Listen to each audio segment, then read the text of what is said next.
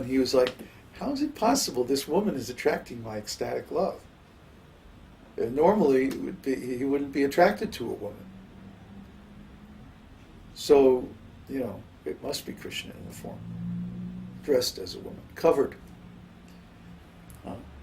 Just like in this material world, Kṛṣṇa's real form is covered by the material energy.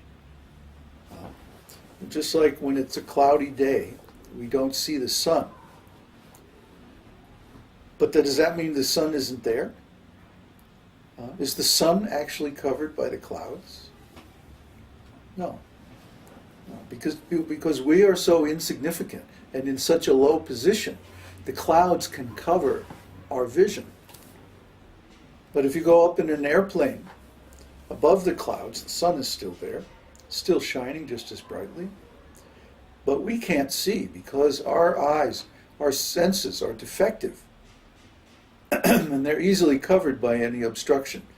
I mean, even a sheet of paper in front of your eyes and you can't see anything. So what power do our eyes have to see?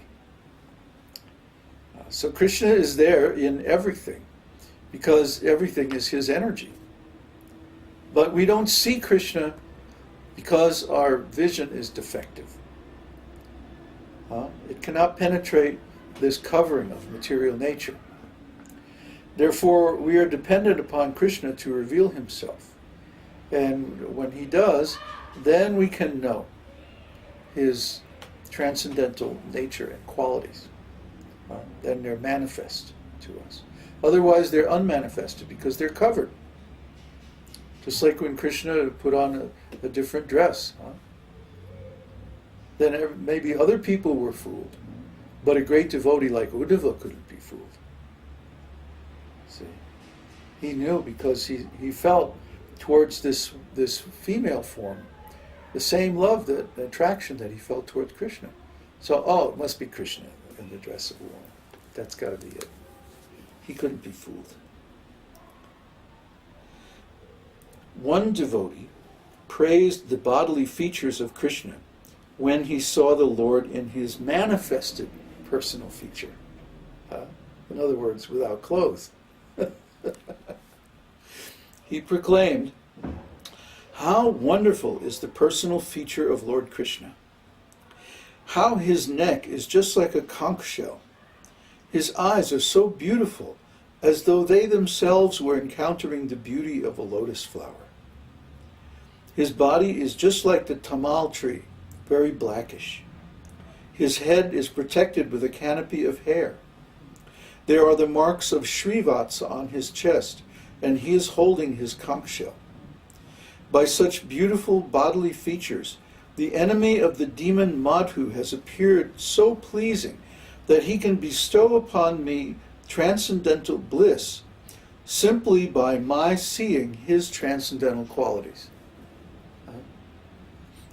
People enjoy, for example, Greek sculptures, because in art, the proportions, the bodily features, and the beauty of the Greek sculpture is considered to be the topmost beauty, physical beauty or physical form.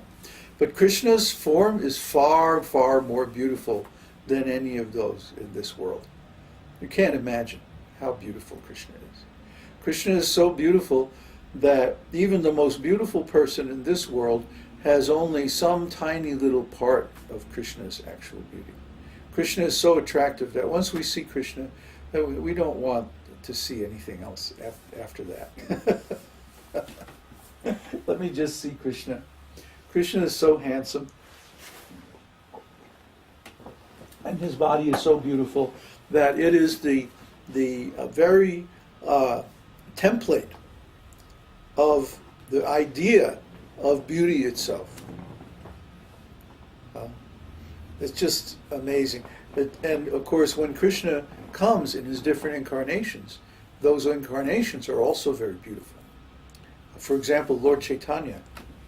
Lord Chaitanya had that same beautiful bodily features as Kṛṣṇa, but in a golden color instead of a blackish color.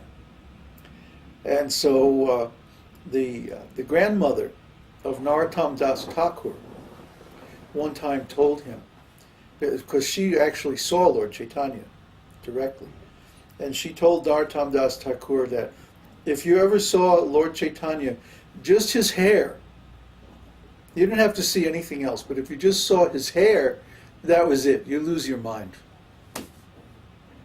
Gone. Never come back. So try to understand how beautiful Krishna is, how beautiful his form is, that just to see one time, and you never want to see or think of anything else after that. Krishna is so beautiful. So, Śrīla Rūpa Gosvāmī, after consulting various scriptures, has enumerated the transcendental qualities of the Lord as follows. 1.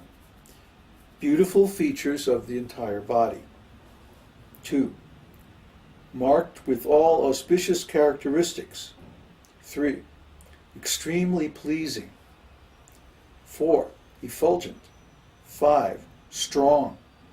6. Ever youthful. 7. Wonderful linguist. 8. Truthful. 9. Talks pleasingly. 10. Fluent. 11. Highly learned. 12. Highly intelligent. 13. A genius. 14. Artistic. 15. Extremely clever. 16. Expert. 17. Grateful. 18. Firmly determined. 19. An expert judge of time and circumstances. 20. Sees and speaks on the authority of Vedas or scriptures. 21. Pure. 22.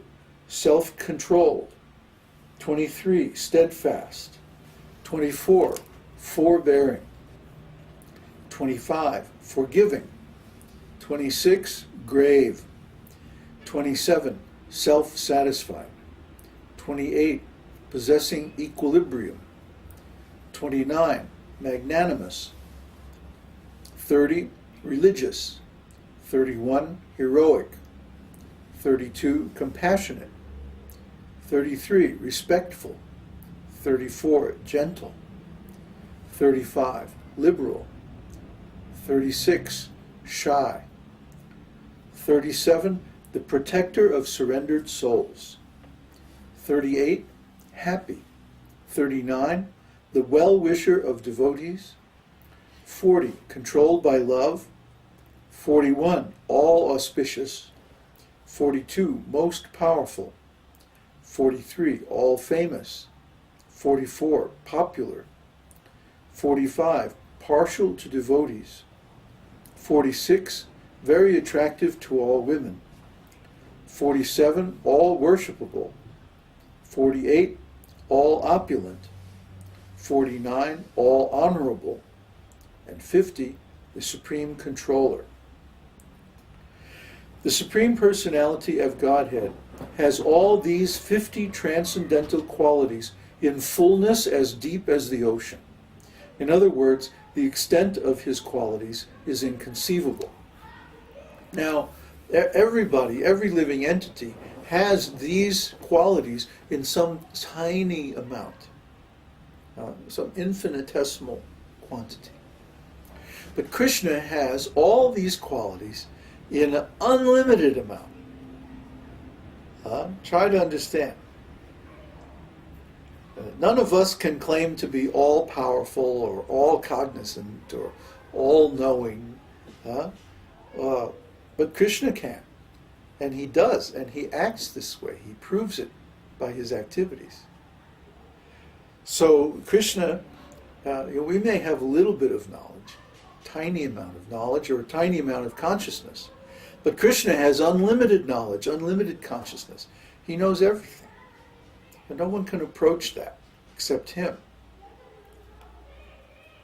Now, Prabhupada explains this.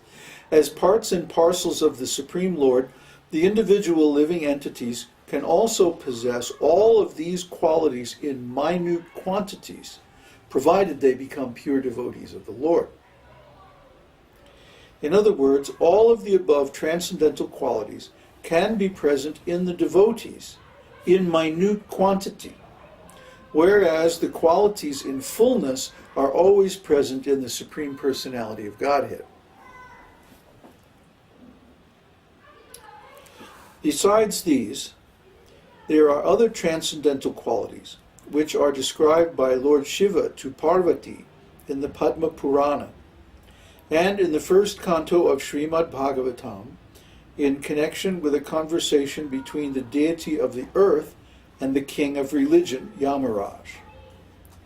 It is said therein, persons who are desirous of becoming great personalities must be decorated with the following qualities: truthfulness,